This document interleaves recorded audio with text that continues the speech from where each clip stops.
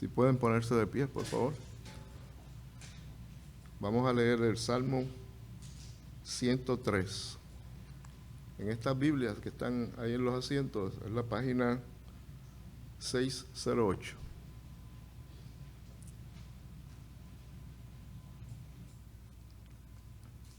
Amén.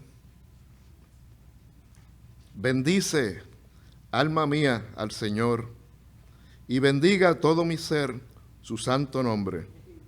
Bendice, alma mía, al Señor, y no olvides ninguno de sus beneficios. Él es que perdona todas tus iniquidades, el que sana todas tus enfermedades, el que rescata de la fosa tu vida, el que te corona de bondad y compasión, el que colma de bienestar tus años para que tu juventud se renueve como el águila. El Señor hace justicia y juicios a favor de todos los oprimidos. A Moisés dio a conocer sus caminos y a los israelitas sus obras. Compasivo y clemente es el Señor. Lento para la ira, grande en misericordia. No luchará con nosotros para siempre, ni para siempre guardará su enojo. No nos ha tratado según nuestros pecados, ni nos ha pagado conforme a nuestras iniquidades, porque como están los de alto los cielos sobre la tierra, así es de grande su misericordia para los que le temen. Como está de lejos el oriente del occidente, así alejó de nosotros nuestras transgresiones. Como un padre se compadece de sus hijos, así se compadece el Señor de los que le temen, porque Él sabe de quién estamos hechos. Se acuerda de que solo somos polvo. El hombre como la hierba son sus días, como la flor del campo, así florece.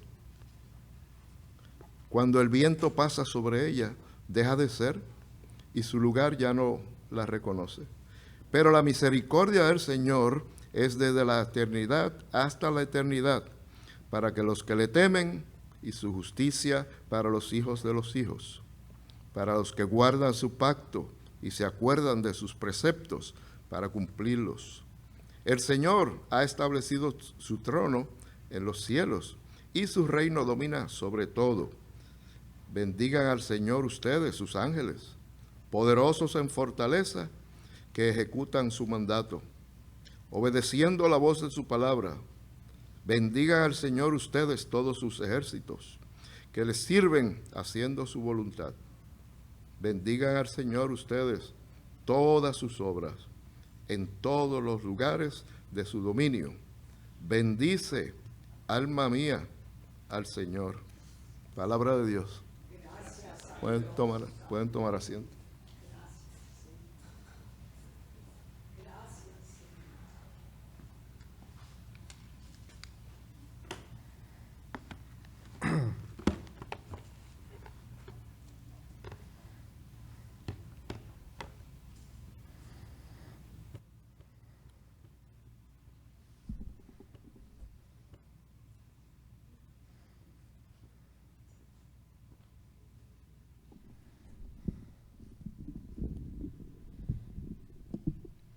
Ok.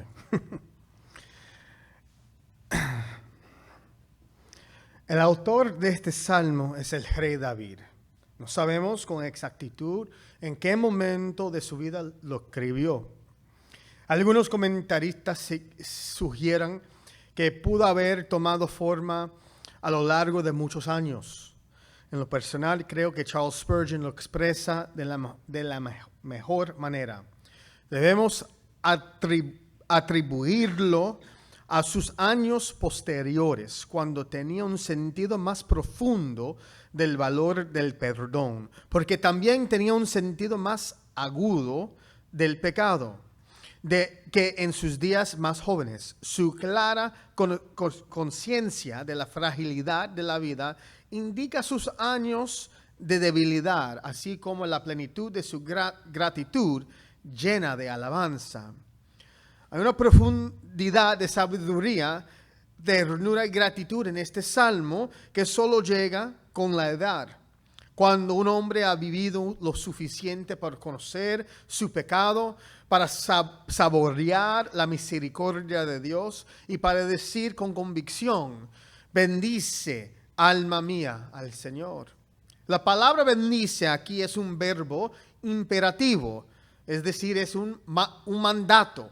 David está ordenando a todo su ser que bendiga al Señor. Por el contexto es evidente que no está invocando al favor divino sobre Dios ni dedicándolo para un uso sagrado. La palabra hebrea puede significar eso también, pero también significa pronunciar palabras de excelencia, palabras de alta alabanza. David está ordenando a su alma todo lo que él es, que declare la grandeza de Dios. Y notemos algo, este alabanza no fluye de manera natural. Es casi como si David estuviera en un estado emocional que no desea adorar. ¿Cuántos de nosotros hemos estado allí? Momentos en los que es más fácil quejarse que alabar. Cuando la ingratitud brota más rápido que la gratitud. Cuando el favor de Dios está presente, pero nuestro corazón está frío porque la vida no salió como planeábamos la vida. Cuando Dios no actúa a nuestra manera, la vida parece injusta y perdemos el deseo de hablar bien de Él. Es precisamente en esos tiempos oscuros cuando debemos mandar a nuestras almas que bendigan al Señor. El mandato de David no es vacío. Está sostenido por una progresión teológica profunda que se despliega a lo largo del Salmo. Una progresión que debemos recordar y si queremos alabar al Señor aun cuando no sentimos deseos de hacerlo.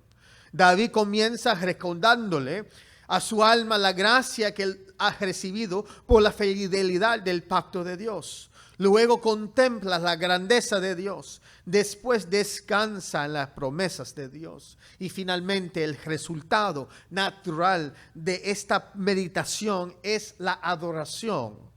Una vez que recuerdas la fidelidad de Dios, una vez que contemplas quién es Él, una vez que confías en lo que ha prometido, tu única respuesta adecuada es bendecir al Señor. El mandato que abre el Salmo se convierte al final a una invitación para toda la creación. Así que entramos en el Salmo 103 y sigamos la progresión de David para que nosotros, junto con toda la creación, podamos unirnos a Él en la alabanza de nuestro Rey.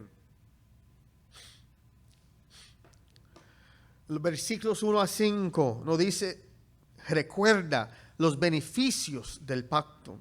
El rey David ordena a su alma todo lo que él es, que bendiga al Señor. Da esta orden 3 veces. Esto no es casualidad, es un recurso poético poderoso conocido como el triple semítico enfático. Se usa para expresar máxima intensidad, urgencia y énfasis. Es, por así decirlo, un gran marcador amarillo que el autor pasa sobre aquello que quiere que no olvides.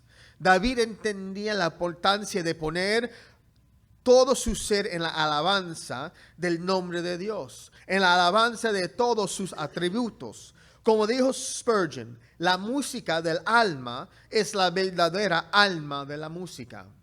No puedes cantar al Señor de manera auténtica si no lo haces con todo lo que eres.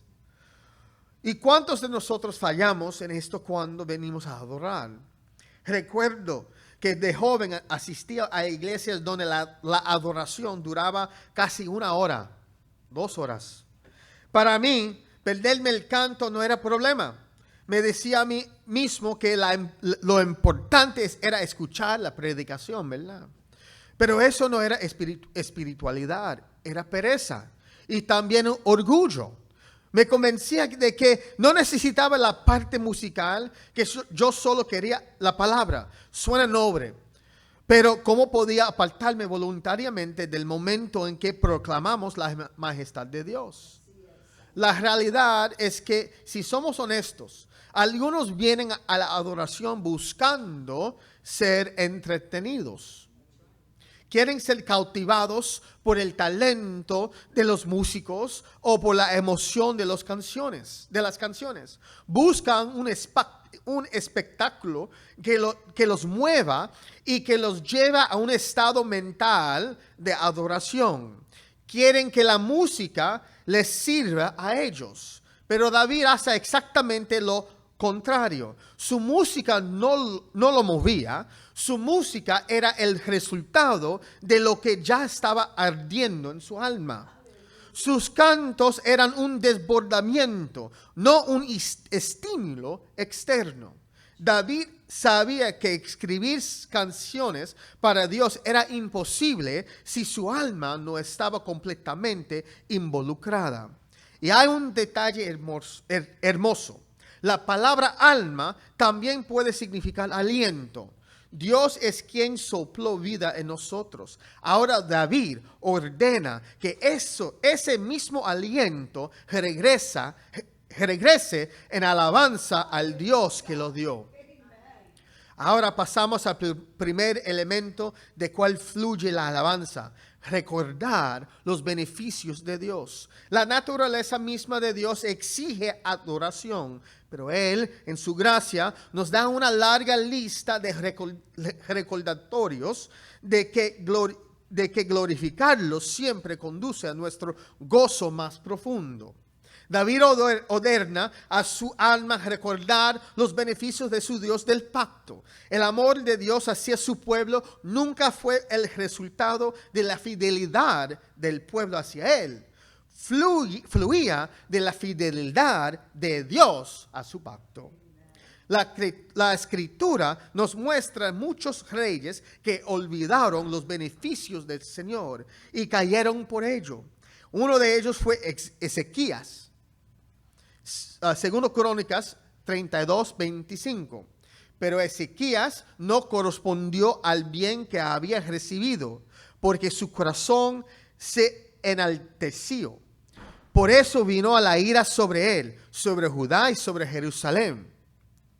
Ezequías olvidó las bendiciones de Dios y se volvió orgulloso, trayendo la ira de Dios sobre sí y sobre su reino. Sin embargo, el siguiente versículo revela la gracia de Dios hacia quienes los recuerdan. Pero Ezequías se humilló al reconocer su orgullo, tanto él como los habitantes de Jerusalén, y la ira del Señor no vino sobre ellos en los días de Ezequías. En un solo momento, en un solo versículo, Ezequías pasó de olvidar los beneficios de Dios y enfrentar juicio a recordar la misericordia de Dios y recibir gracia. Que Dios tan misericordioso servimos, hermanos. David está ordenado a su alma no seguir el camino de aquellos reyes que se negaron a recordar lo que Dios había hecho. Luego comenzar a enumerar esos beneficios. Él perdona tus iniquidades. Él sana todas sus enfermedades. Él rescata tu vida del hoyo. Él te corona de amor constante y tiernas misericordias. Él sacia tu vida con bienes, de modo que tu juventud se renueva como la del águila. David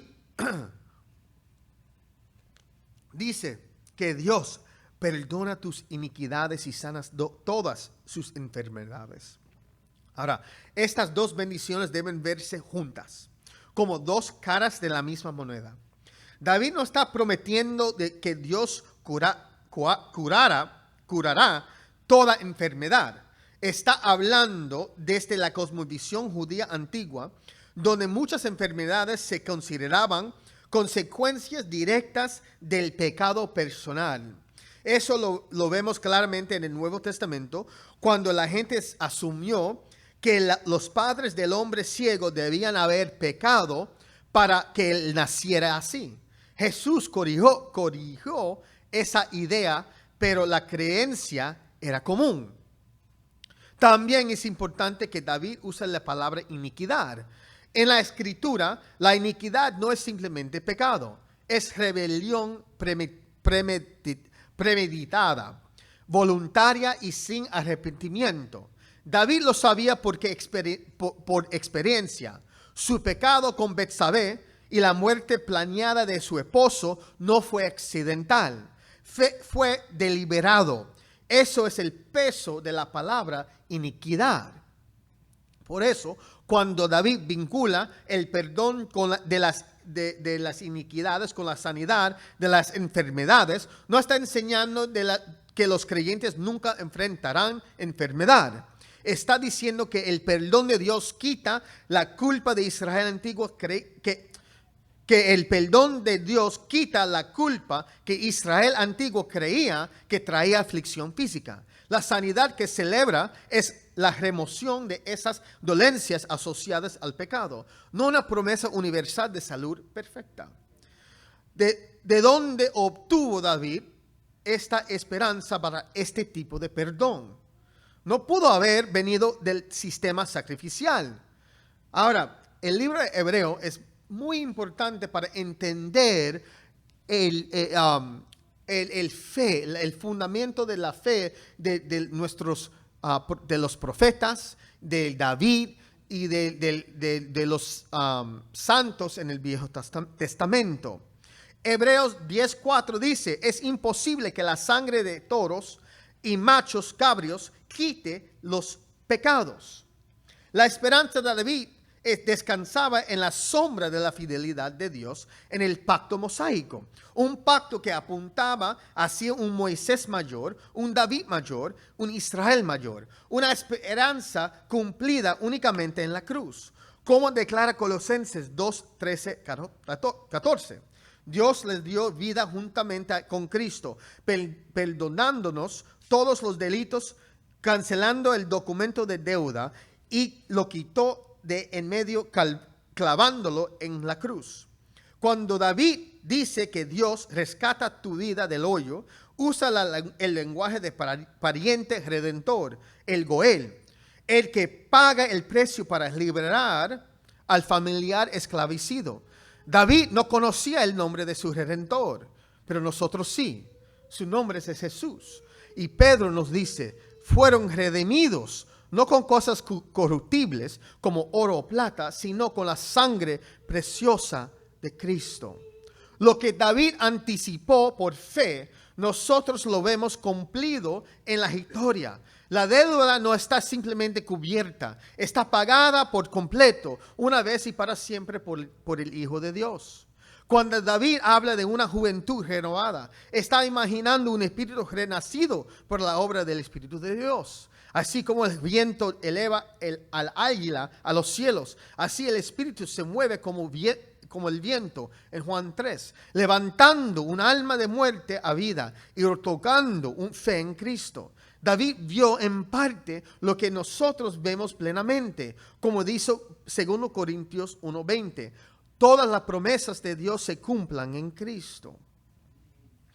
Amados, David en su momento en las historias no tenía ese tipo no tenía nada del covenanto mosaico para traer ese tipo de fe en su alma. Pero él podía ver más allá y podía ver Cristo a través de esas sombras de ese pacto. Bendigan al Señor con toda su alma, amados, y no olvidan lo que ya ha sido cumplido para ustedes en Cristo. La esperanza de David en una futura redención se cumplió en Cristo. Cristo fue la esperanza de David y es nuestra esperanza hoy.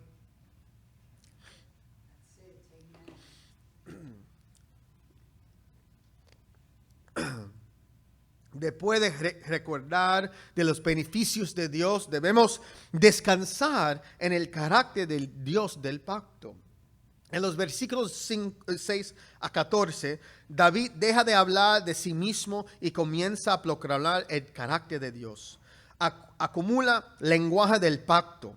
Dios es misericordioso, clemente, lento para la ira y grande en amor, fiel.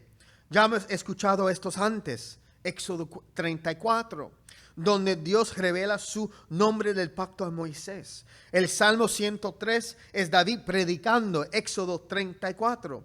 Él fundamenta de su esperanza en el Dios que ya declaró quién es. Éxodo 34 es una de las revelaciones más poderosas de Dios en toda la Escritura.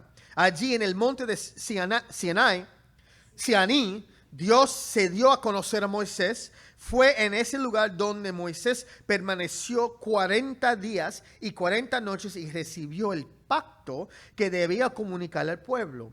Cuando descendió del monte, su rostro resplandecía con tal gloria que tuvo que cubrirlo con un velo al hablar con Israel.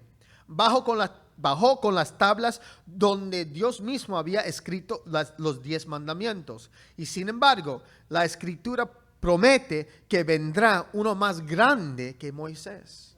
En Cristo la palabra de Dios no solo fue escrita en tablas de piedras. La palabra se hizo carne y descendió desde su trono para habitar entre nosotros. Moisés reflejaba la gloria de Dios. Cristo es la plenitud de la deidad en forma humana. Moisés llevaba la luz. Cristo es la luz. Moisés transmitía el pacto. Cristo es el mediador del nuevo pacto. David estaba predicando el evangelio a sí mismo. La referencia de David a Éxodo 34 no es accidental. Él está anclando su esperanza en la fidelidad de Dios del pacto. La revelación de Dios a Moisés fluye hacia él, el Salmo 103. Y el Salmo 103 fluye hacia la plenitud revelada en Cristo. La misericordia que David celebra es la misma misericordia encarnada en Jesús. La fidelidad que sostuvo a Moisés y a David es la fidelidad que culmina en el Hijo de Dios. La esperanza de David nace en el Sinaí. Se canta en el Salmo 103 y descansa plenamente en Cristo. Versículos 6 a 14. David hace algo teológicamente extraordinario. Pase de los beneficios a los atributos, de los dones al dador.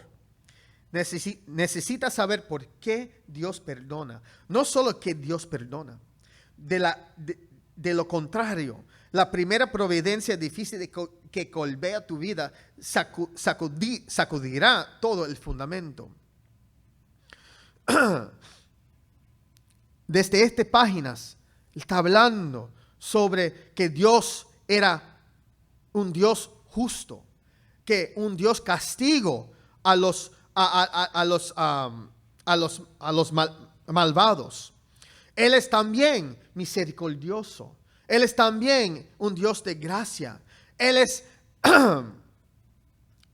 lento a la ira. Él es como un padre, sabiendo que sus hijos son débiles. Y él trata a sus hijos con ternura y con amor. Porque él sabe que ellos no tienen la capacidad de seguir a él. La misericordia de Dios fluye de su naturaleza. David entendía eso. Él perdona porque es fiel a sí mismo, no a nosotros. Nosotros no tenemos la capacidad de aguantar la fidelidad de Dios. Él no puede negar su pacto. Y David celebra esta fidelidad con dos declaraciones sorprendentes. No contenderá para siempre y no has tratado conforme a nuestros pecados. Pero plantea la gran pregunta que recorre todo el Antiguo Testamento. ¿Cómo puede un Dios santo hacer eso? ¿Cómo puede retener el juicio y seguir siendo justo? La misericordia de Dios nunca está en tensión con su santidad. No es un interruptor suave que suspende la justicia cuando Dios se siente generoso. No, la misericordia fluye de su carácter y su carácter es, por encima de todo, santo. Su misericordia es misericordia santa. Su amor es amor santo. Y eso significa que su misericordia jamás puede ejercerse a costa de su justicia. Si lo hiciera, Dios dejaría de ser santo y dejaría de ser Dios. Y Pablo ahora responde esto en Romanos 3. Dios pasó por alto los pecados anteriores, no porque ignorara la justicia, sino porque Cristo satisfaría la justicia. La cruz es la solución a la tensión del Antiguo Testamento. David celebra el veredicto antes de la cruz. Nosotros lo celebramos por causa de la cruz. Este es el gran intercambio. En versículos 10 declara, no has tratado conforme a nuestros pecados. ¿Cómo es posible? Porque trató a Cristo conforme a nuestros pecados. Isaías 53 dice que el castigo que nos trajo paz cayó sobre él. El 2 Corintios 5 dice que él fue hecho pecado por nosotros. Gálatas 3 dice que él se hizo maldición por nosotros. Cada gota de ira para que David merecía cayó finalmente sobre Cristo. Esa es la fidelidad del pacto. Dios cumpliendo su promesa de salvar a su pueblo, colocando su juicio sobre su Hijo. Él es misericordioso hacia nosotros, no porque merecemos su misericordia, sino porque Él está viendo Cristo en nosotros. Él está viendo Cristo en nuestro lugar. Y por eso Él es misericordioso a su Hijo. Por eso el versículo 9 dice que no condenará para siempre. Y el versículo 10 insiste en que no nos ha pagado conforme a nuestros pecados. Pero esto nos lleva de nuevo a la gran pregunta: ¿cómo puede el Dios que declara en Éxodo 34:7 de ningún modo tendrá por inocente al culpable? También quitar nuestras transgresiones tan lejos como está el oriente del occidente. Y solo la cruz la resuelve. Dios no ignoró la justicia. Pablo lo dice directamente en Romanos 3:26. Dios presentó a Cristo como propiciación para demostrar su justicia, a fin de que Él sea justo y Él que justifica al quien tiene fe en Jesús. Escuchas el peso de esa frase: justo y Él que justifica. No justo a costa de la misericordia, no misericordioso a costa de la justicia, sino ambos plenamente, simultáneamente, en el mismo momento, en el mismo lugar, en la misma cruz. Este es el punto de encuentro que David podía cantar, pero que aún no podía ver con ojos descubiertos. En el Calvario, la ira que nuestros pecados merecían no fue anulada, fue absorbida.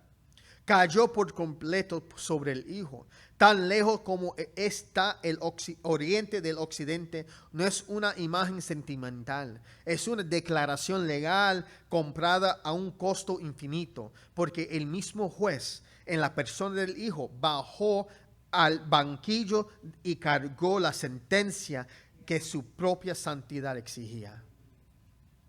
Este es el único fundamento sobre el cual un Dios santo puede mirar a pecadores culpables y compadecerse de ellos como un padre se compadece a sus hijos. Sin la cruz, esa compasión violaría su naturaleza. Gracias a la cruz, esa compasión expresa su naturaleza.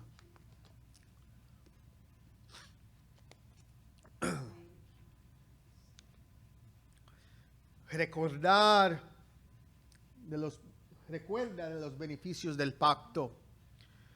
Descansa en el carácter de Dios del pacto, no en su carácter, pero en el carácter de Dios del pacto. Ahora, regocíjate en la seguridad del pacto. En los versículos 15 a 22, David nos presenta uno de los contrastes más sobrecogedores de toda la escritura. La humanidad es frágil. Nos desvanecemos. Las flores se marchitan. Los reyes surgen y caen. Los imperios colapsan. Las generaciones pasan y son olvidadas. La gloria humana es como la neblina de la mañana. David nos sacude intencionalmente. En cuanto al hombre, casi un suspiro. Sus días son como la hierba, un solo soplo de viento, y la flor de que brotó por la mañana desaparece al atardecer, y la tierra ni siquiera recuerda que estuvo allí. Cada funeral, cada tumba, cada obituario confirma el realismo de David. La vida es frágil, pero el amor del pacto de Dios permanece. David declara: la misericordia del Señor es desde la eternidad y hasta la eternidad. Esto es lenguaje de pacto. El amor de Dios perdura porque su pacto no puede fallar. Sin embargo, el Salmo 103 también dice que esta misericordia está sobre los que le temen, los que guarden su pacto y los que recuerdan sus mandamientos para ponerlos por obra. Y ahora, otra vez, ¿cómo puede David hablar de la fragilidad humana en un verso y luego descansar la esperanza del pacto sobre criaturas cuyos días son tan fugaces?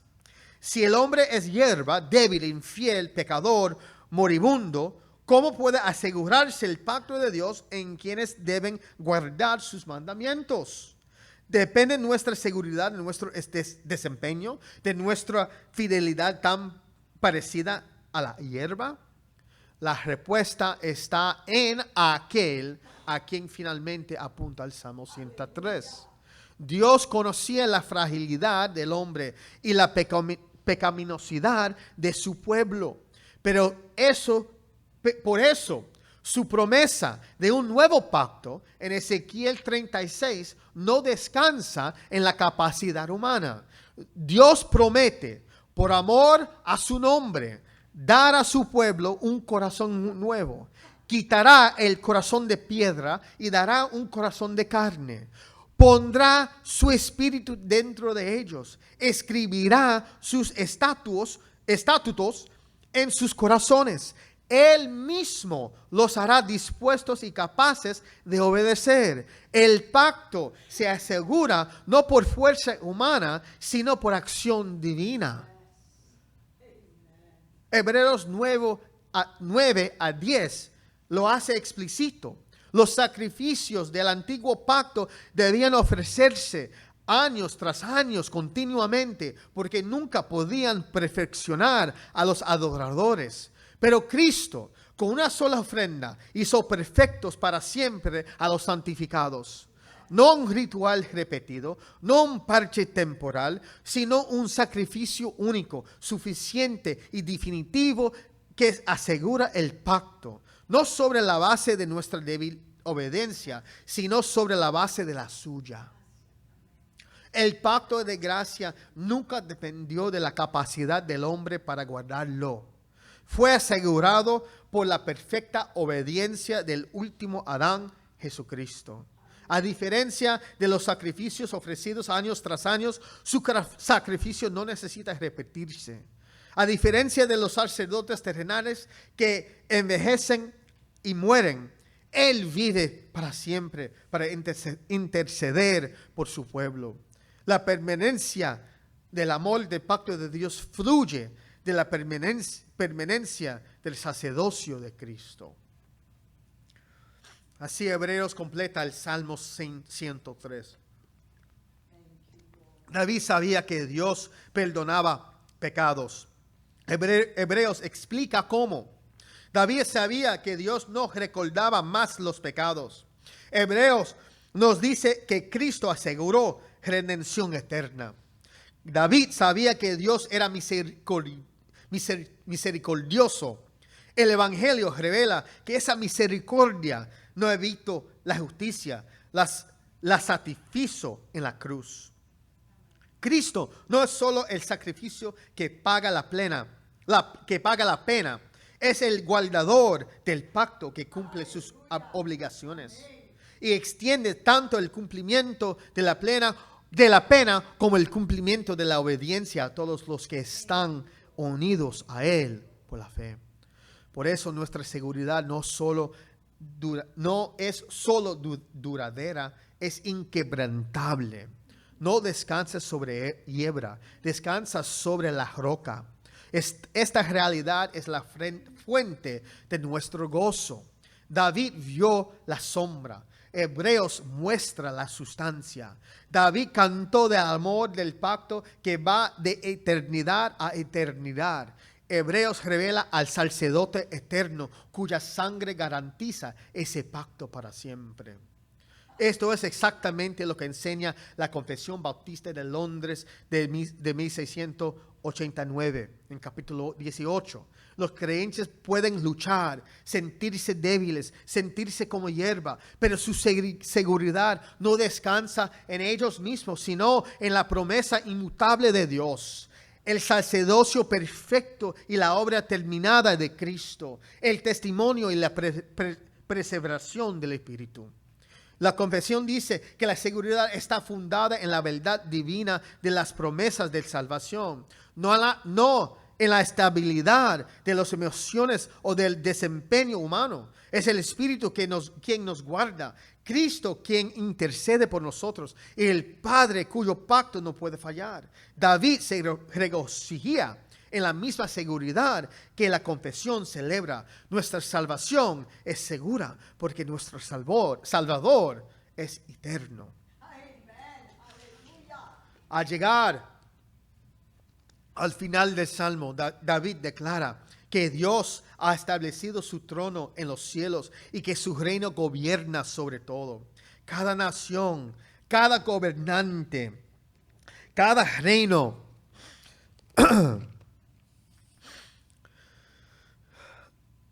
existe por el beneplácito del Rey de Reyes. Los que rehúsan reconocer sus beneficios enfrentarán su ira, como todos los reinos antes de ellos. En Hebreos 1, 3 a 4, la Biblia dice: Él es el resplandor de su gloria y la expresión exacta de su naturaleza, y sostiene todas las cosas por la palabra de su poder. Después de llevar a cabo la purificación de los pecados, el Hijo se sentó a la diestra de la majestad en las alturas, siendo mucho mejor que los ángeles, por cuanto ha heredado un nombre más excelente que ellos. Nuestra esperanza, la esperanza de David estaba en el reino eterno de Dios. Nosotros en Hebreos podemos ver que el reino de Cristo es el mismo reino que David estaba viendo desde Salmo 103. Nuestra esperanza descansa en el reino de Cristo, que Él tiene el nombre más excelente de todos los ángeles. De todos, Él está ahí en el lugar más poderoso del mundo. Su reino es para siempre. El Salmo termina como comenzó, con un triple llamado a bendecir al Señor. Pero ahora la voz de David se expande, ordena a los ángeles, a los ejércitos celestiales, a todos los espíritus ministradores que bendigan al Señor. Ordena a todas las obras de Dios en todos los lugares de su dominio, incluyendo todas las naciones, que bendigan al Señor. Y finalmente ordena a su propia alma bendecir al Señor. Mira, es por eso muchas veces los gobiernos no les gusta oír el evangelio, porque el evangelio dice a ellos que ellos tienen que arrodillarse al frente del nombre de Cristo, y ellos no quieren hacerlo. Ellos no quieren arrodillarse al frente de Cristo, y por eso están luchando en contra del evangelio cada vez cuando el evangelio se crece en sus países. El evangelio no es una invitación pasiva suplicando a la creación que reconcilie. El evangelio no es una invitación pasiva suplicando a la creación que reconsidere su camino. Es una proclamación poderosa de que Dios ha declarado su soberanía sobre todo. Todos los pecadores enfrentarán su ira, pero Dios, rico en misericordia, sabía que no podíamos cumplir su ley. Envió a su Hijo a vivir la vida que debíamos vivir, morir la muerte que merecíamos y resucitar para darnos la justicia que jamás podríamos ganar. Los que confían en Cristo conocen esta esperanza. Ellos, como David, pueden bendecir al Señor con toda su alma. Esta es la alegría de la seguridad. Esta es la canción del pacto. Esta es la confianza de quienes descansan su salvación solo en Cristo. Ahora, conexiones a nuestra vida. Este es el patrón. Aquí está la progresión de la alabanza de David y el patrón que debe moldear la nuestra. Recuerda lo que Dios ha hecho, gracia recibida. Antes de que examines tus sentimientos esta mañana o cuando levantas por la mañana, antes de que tomes la temperatura de tus circunstancias, quiero que hagas lo que hizo David. Ordena a tu alma que recuerde. No que sientas tu camino hacia la adoración, sino que recuerdes tu camino hacia ellas. Repasa el registro. Estabas muerto en tus delitos. Estabas bajo la ira y Dios en Cristo perdonó todas tus iniquidades. No la mayoría, no solo las respetables, todas, y redimió tu vida, no de un problema temporal, sino de la destrucción eterna. Después contempla quién es Dios. Gracia explicada. No te limites a agradecer a Dios por lo que te ha dado y seguir adelante. Detente, contémplalo. Medita en el hecho de que la misericordia que recibiste esta mañana le costó al Padre su único Hijo. En la cruz no estás viendo a Dios relajar sus estándares. Estás viendo cómo los cumple perfectamente mientras salva a pecadores como tú. Esa verdad debería humillarte hasta el polvo y elevarte a los cielos en el mismo instante. Y esto nos ayuda en nosotros mismos con nuestras relaciones, ¿verdad? Porque cuando contemplan en la gracia de Dios hacia nosotros, podemos ahora mismo en ese instante perdonar a la gente que no hizo el mal, que no falló en esos momentos. Porque cuando entendemos el costo de nuestro pecado en Jesucristo, podemos decir, mira, Dios podía perdonar a mí y yo puedo perdonar a aquellos. Confía en lo que Dios ha prometido. Gracia asegurada. Eres hierba, amado. Yo también, pero eres hierba unida por la fe al roca de los siglos. Y el pacto que te sostiene no depende de la fuerza con la que tú te aferres a Dios, sino de la fuerza infinita con la que Él se aferra a ti, comprada y sellada con la sangre de su Hijo. Esa no es una verdad solo para creer, es una verdad para cantar. Después de entender eso, una vez que recuerdas la gracia que has recibido. Contemplas la grandeza de Dios y descansas en sus promesas. La respuesta natural y la única respuesta correcta es la adoración.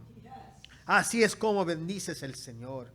Cuando no lo sientes, ordénate a ti mismo de todos modos. A veces tus pies deben avanzar primero y tu corazón seguirá después. Amados, el Salmo 103 termina levantando nuestros ojos de nuestra fragilidad hacia la plenitud de la misericordia del pacto de Dios. Y esa misericordia exige una respuesta. Y esa respuesta es adoración. Así es como bendices al Señor. David bendijo al Señor porque confió en la promesa del pacto de Dios. Nosotros bendecimos al Señor porque hemos visto ese pacto cumplido. Para el creyente, deja de vivir como si Cristo solo hubiera hecho posible el perdón. Él lo compró. No estás en periodo de prueba, estás justificado. La conciencia de que repite pecados y perdonados olvida la suficiencia de la sangre de Cristo. El Salmo 103 no es una sugerencia, es un sermón que debes predicarle a tu alma. Él perdona todas tus iniquidades. Descansa en eso, gózate en eso, adora por eso. Para la iglesia, nuestra adoración congregacional debe rebosar de gratitud porque poseamos lo que David solo anticipó. David cantó por fe. Nosotros cantamos con plena visión. Él miró hacia la cruz. Nosotros vivimos bajo su sombra. Cada día del Señor es una celebración de promesas cumplidas, redención lograda y misericordia asegurada para siempre. La iglesia ser el lugar más jubiloso de la tierra. No por emocionalismo, sino porque Cristo hizo lo que David anhelaba ver. Para el incrédulo, fuera de Cristo no existe el Salmo 103. Solo existe el Salmo 102, fragilidad, juicio, perecer. Los beneficios que David celebra no pertenecen a toda la humanidad, pertenecen a quienes están unidos a Cristo por la fe. Solo en Él las promesas del Salmo 103 pueden ser tuyas. Sin Cristo el viento de bajea como hierba. En Cristo el amor del pacto de Dios te sostiene para siempre. Salmo 103 no trata principalmente de David recordando la bondad de Dios, sino de Dios recordando su pacto. Y porque Él recordó su pacto, ya nos recuerda nuestros pecados. La ley podía exponer nuestra culpa, pero solo Cristo podía borrarla. Por eso, bendice, alma mía, al Señor y no olvides ninguno de sus beneficios. Oremos. Padre Santo y justo, nos postramos ante ti, humillados por la grandeza de tu misericordia. Confesamos que separados de Cristo no merecemos nada sino tu justa condenación. Sin embargo, no nos has tratado conforme a nuestros pecados, sino nos has pagado conforme a nuestras iniquidades, porque tu amado Hijo llevó la ira que nosotros merecíamos. Señor, guárdanos de una gratitud superficial y de una religión vacía. Concede que nuestros corazones bendigan verdaderamente tu santo nombre, no solo con nuestros labios, sino con vidas marcadas por arrepentimiento, santidad y obediencia gozosa. Enséñanos a descansar, no en nuestras obras, nuestros sentimientos o nuestra fidelidad, sino en tu amor de pacto inmutable y revelado en Jesucristo. Que la certeza de nuestro perdón nos lleve a mayor humildad, adoración más profunda y a un amor más ferviente por ti. Manténnos fieles hasta el día en que veamos a nuestro Redentor cara a cara y nuestras almas te bendigan para siempre. En el nombre santo de Cristo. Amén.